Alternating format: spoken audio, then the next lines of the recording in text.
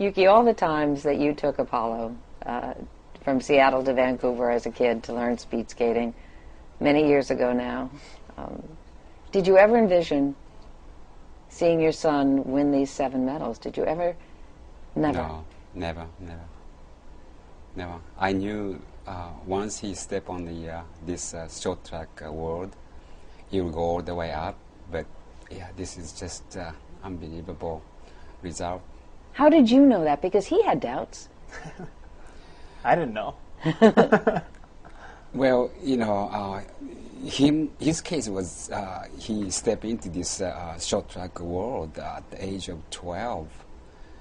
But up to 12, he had a lot of sports disciplines like swimming, inline skating, and then other scholastic disciplinary schedule outside of school. So everything's kind of cross training was in his background already.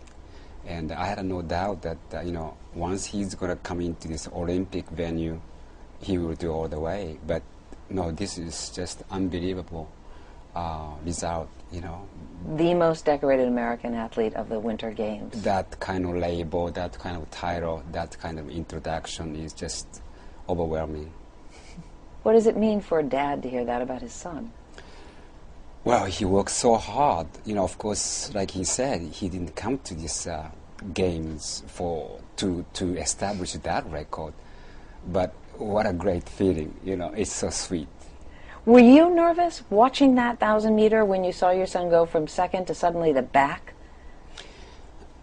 I had quite a confidence what he prepared for this, and we knew, not only myself, our entire team Apollo knew that when he was knocked down to the floor, he's going to get up and then he's going to fight back and he come all the way front.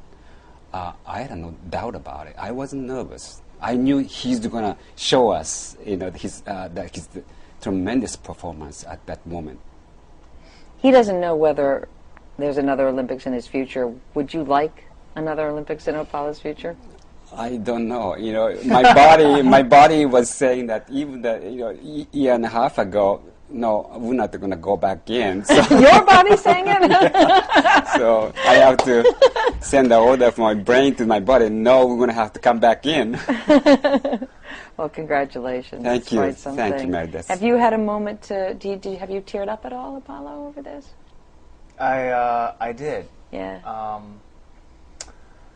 This morning, when I came into the NBC studios, we went into Dick Ebersol's office, and he showed us 2 clips. One of the Chris Collinsworth piece of my father and I's relationship, and then another that was produced kind of for the opening of the Olympic Games.